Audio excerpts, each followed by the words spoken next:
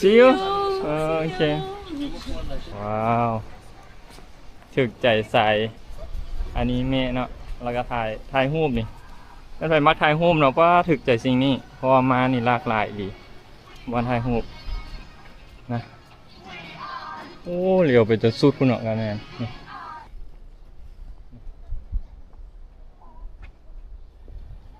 ว้าวคันใดเนาะจุดเช็คอินมาเนี่ยคนสวยงามเนาะตัวเป็นโดมอยู่เทิงเขาเห็นนะแบบนี้เนาะ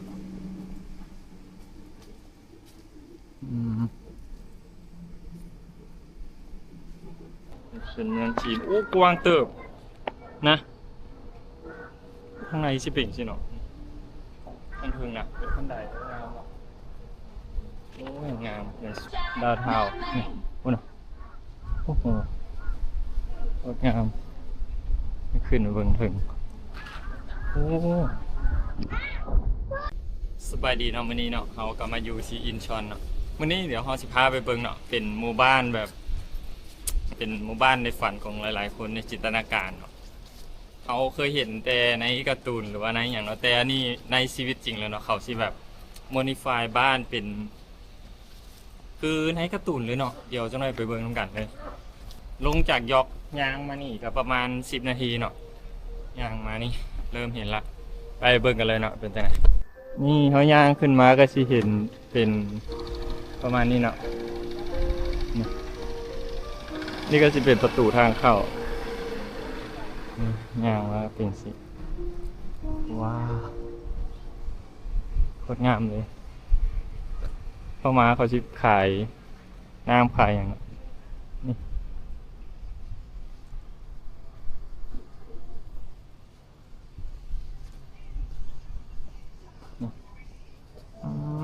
งาม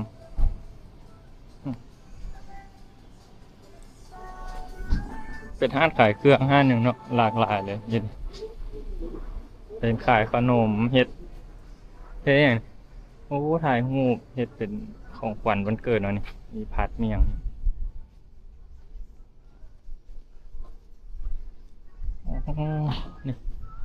นี่ซื้อมาเนาะเขียนว่าไซน่าทาว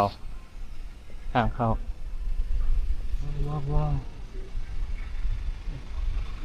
ทางลง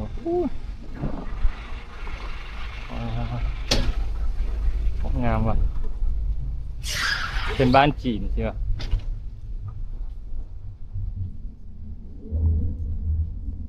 โอ้เดี๋ยวเขาชี้ยาขึ้นเบิ่งเพิ่งเขาว่าอยู่นี่มีเขาเฮ็ดแบบต้นไม้เนาะในหนังคือในหนังเลยโอ้มีรถอันนี้ไอ้ขี้อีกบ้านเป็นร้านอาหารตะวันซุงจีนเนี่ยเป็นหมู่บ้านจีนที่บน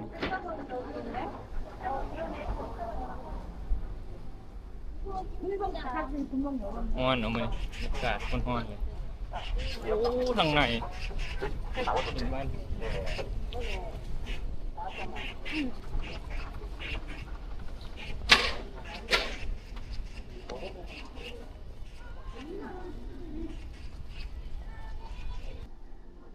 บ้านว้าวสิมีขายขนมน้ำหลากหลาย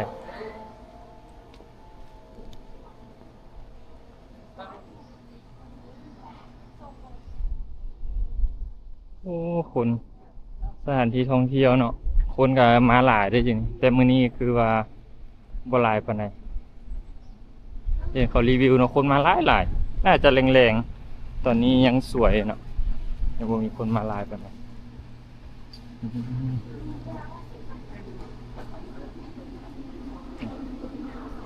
เป็นหมู่บ้านจีน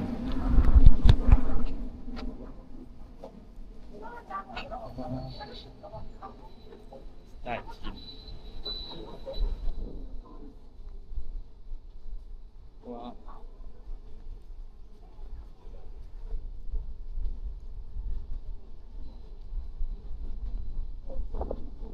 เนี่ยหลากหลายมีเครื่องให้เซาอีกให้เซาให้ซื้ออาหารโอ้เป็นเมืองจีนแล้วนะอยู่นี่เนาะสมอยู่อ่านป้ายเลยเขาเขียนว่าดาวเทานี่โอ้โหโอ้โหงดงามขึ้นมาเบิ่งถึงโอ้คือถึง괜찮아요? 이렇게 가요? 괜찮아요? 여기 다 현증은 괜찮아요. 예, 괜찮습니다. 네. 감사합니다. 시간을 드릴게요. 네, 감사합니다.นี่เนาะเขาเชี่ยวอันนี้โบซัวมให้เนาะมันไผว่างๆก็สามารถเข้ามาย่างลินได้เนาะเป็นเมืองจีนโอ้กว้างเติบนะข้างในสิเป็นสิเนาะข้างเทิงน่ะเป็นขั้นใดงามเนาะโอ้ยงามอย่างสวยงามเลยเป็นหนังอย่างวะเขาแสดงหนังใส่โอ้โหหนังอย่างเนาะมันถ่ายได้เบิ่งแต่ได้เบิ่งเนาะคอมเมนต์บอกในหนังตัวนี้มันเป็น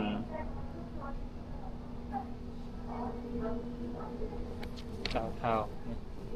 ขึ้นไปเบิ่งเนาะอยู่เทิงนี่เลยนะ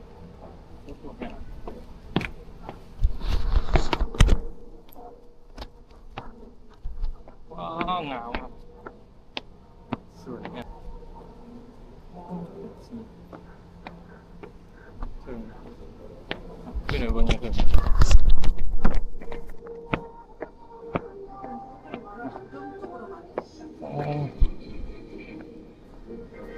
อีเมลอีกเดี๋ยวคิดเข้ามาส่วนเลยเนาะคิดเข้าอยู่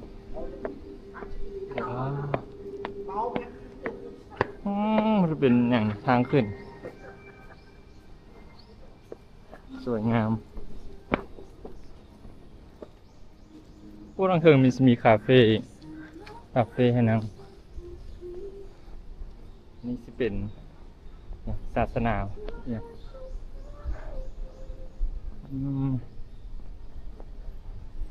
โอ้ประตูอยู่เทิงนี่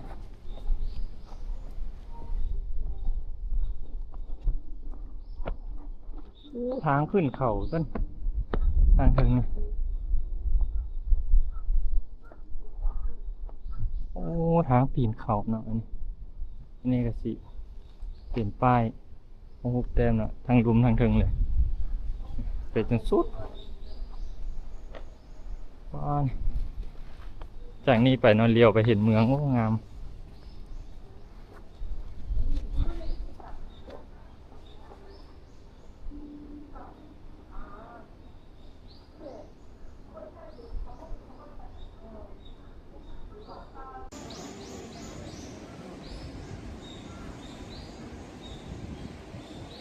เนาะเดี๋ยวเขาชีลองขึ้นไปเบิ่งหน่อยอยู่ทางเขามีอย่างไรน่าจะเป็นทางยางธรรมดาเป็นป่าไปนะแต่มาต้องลองขึ้นไปเบิ่งเนาะนี่นะว้าวสวยงามเป็นป่าธรรมชาติเนาะขึ้นมาให้เย็น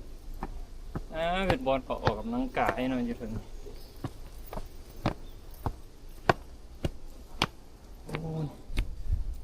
ทางยาวสิลงขึ้นต่อย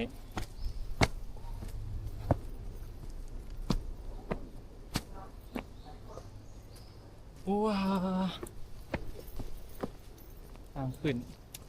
ที่มีจุดนั่งพักนั่งอย่างเนาะยืด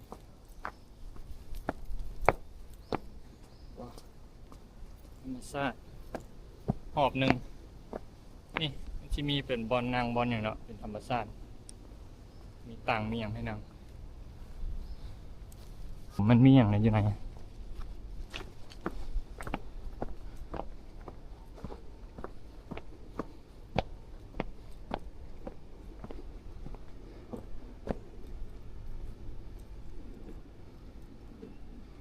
เป็นโดมมีอย่างเนาะอยู่นี่เป็นโดม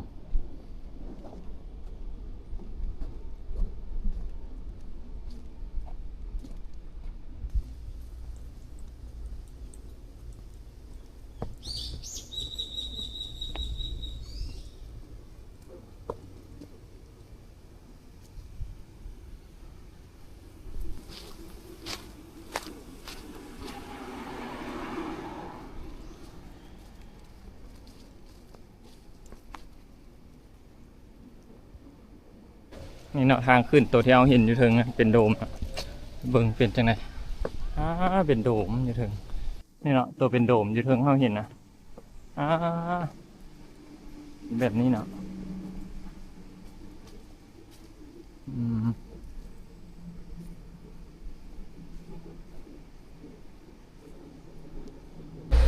มาเจอคนเวียดนามเนาะเราหาให้ถ่ายรูปให้ฮานาทูโอเค Thank you. Okay. Oh, I have a question. This I will go upstairs and has a mountain, right? มา Mountain. ใจเหรอ mountain นี่คือซักจินิสประ Oh, มาณนี้นี่ so just you go to Korea to travel? Or นี่ work? work Oh, work. Yeah. Me too. นี่ Oh, you are vlogger. Ooh, really? นี่ YouTube Ooh, I will subscribe for you. thank Okay. you I want to follow. Okay, I want to go here. Hmm? Here. ทงหัวมาอึ้งJust Oh. upstairs and did Uh, it? But I want to check in here. Do you want to take a picture with me? Just memory, Okay. Today you go alone? Alone? no friend นี่ alone Alone too. โอ้มาเจอสาวเวียนมาผู้เดียวนะ Here. Okay. Okay. นี่ Go. ไปเดินทางกันต่อกับสาวเวียดนามแล้วเขาก็จะออกไปย่างเลาะต่อเนาะอยู่อะนี่ตอนนี้เขาก็อยู่นี่โอ้มาเจอสาวเวียด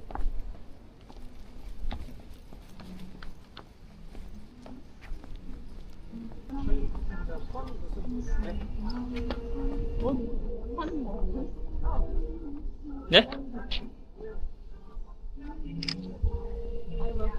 You can go with me, right? โอเค You go with me, right? With you. Together? เอ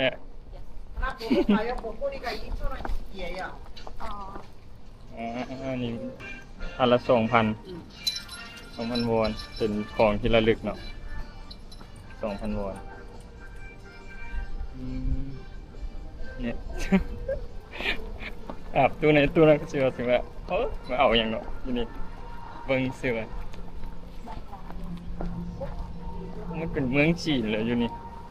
งามว่ะนี่ทั้งหลังนี่เนาะให้งาม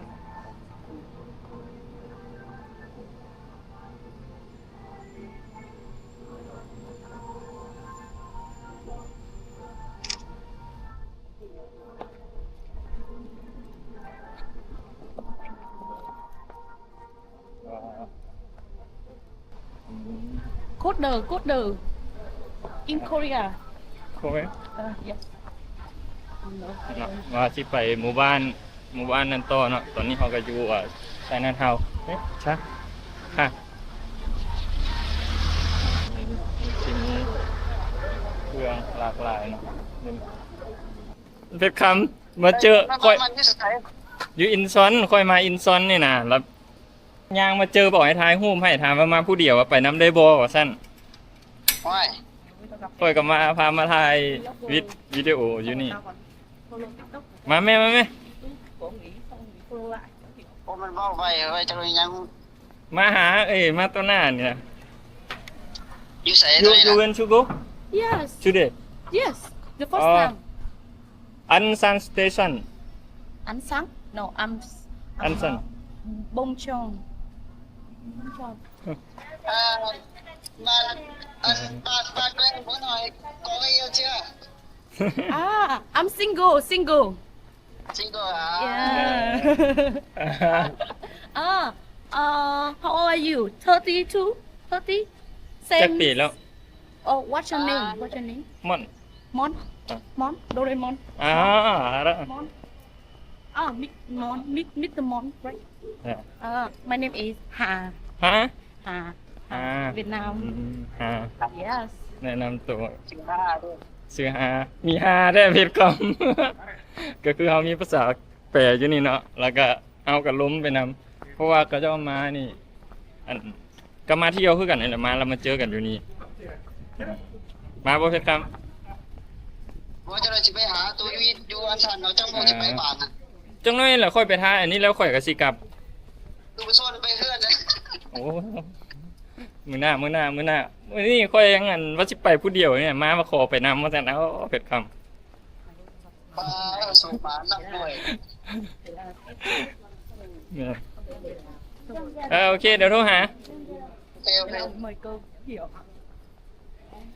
พี่น้องเขาก็ออกจากเมืองดาวเทาวน์แล้วเนาะตอนนี้จะเป็นไชน่าทาวน์แล้วเขาเชื่อออกไปหมู่บ้านนั่นในฝันฮันโตโอเคเจอกันอยู่หันเลยเนาะตัวนี้ก็สิเป็นหมู่บ้านจะเป็นฟิลแบบนี้เนาะขายเครื่องขายอย่างเนาะเป็นคาเฟ่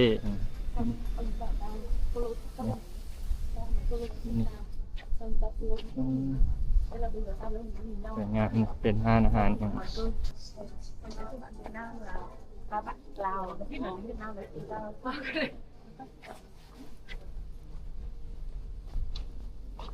ไปเจอกันอยู่บ้านนั่นเลยเนาะว่าเป็นจังไหนสิงามบ่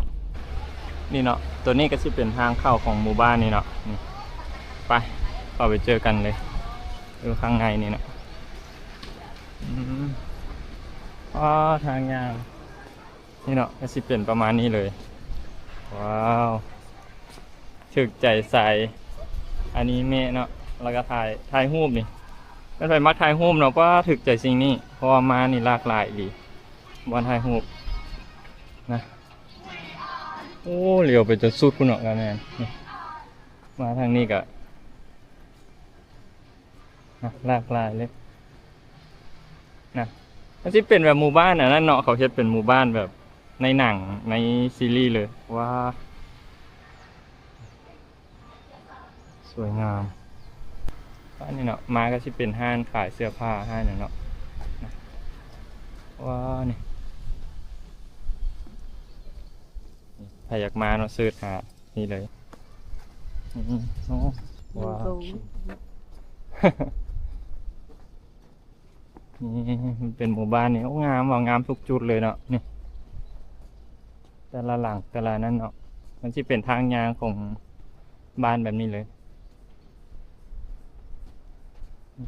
ปลูกดอกไม้ปลูกอย่างโอ้มีเป็นหมู่บ้านเนาะเดี๋ยวเขาสิช่องหาต้นไม้ต้นนั้นเนาะมัวมันอยู่แสเขาว่ามีต้นไม้โอ้ยเป็นเนี่ยงปราสาทเลยเนาะนี่เครื่องลิ้นเด็กน้อยเนาะนี่มันเป็นปราสาทเลย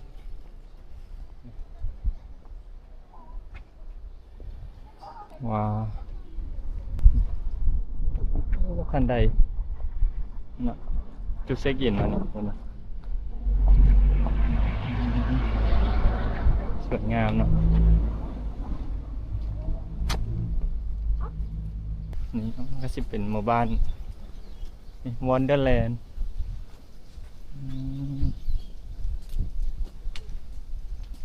นี่เนาะโอ้เป็นหมู่บ้านไหนเลยมีคาเฟ่มีอย่างเนาะหลากหลายเลยทางขึ้นทางอย่างเนาะ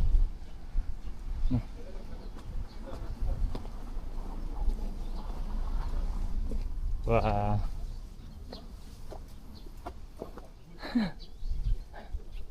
โอ้งามมันไผ่ว่างๆเนาะก็สามารถมันยังดินได้เนาะมันเป็นแบบแต่ละจุดเนาะมันไผ่มากหนังเรื่องใดเนาะมันที่มีเบิดเนาะเป็นทางยางแบบนี้เลย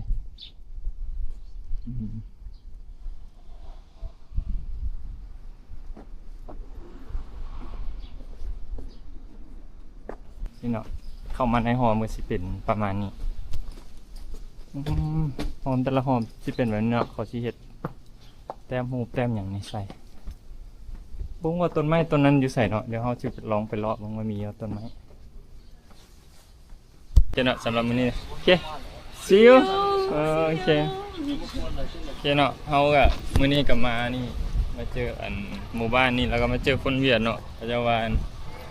พาไปลิ้นแน่ก็ได้หากระเจ้าไปนำเนาะแล้วเขาก็สิออกไปเลาะกันต่อนี่เนาะหมู่บ้านนี่ก็สิประมาณนี้โอ้เลาะ รอมืดมือกับบ่เบิ่นเนาะกว้างอีหลีมันไผอยากมาเนาะสนใจมาเลยเดี๋ยวซื้อขึ้นให้เนาะอยู่เทิงนี่งามอีหลีเนาะแต่ว่าฮ้อนซองหาต้นไม้ตัวนั้นบ่เห็นเนาะเบิ่งเอาเนาะกว้างเท่าใดเฮาถามคนเกาหลีอยู่นี่ล่ะเขาก็ว่าบ่มีโอเคเนาะคลิปนี้ก็สิประมาณนี้เนาะเจอกันคลิปใหม่เดี๋ยวเฮาไปใส่แล้วถ่ายเบิ่งเนาะบาย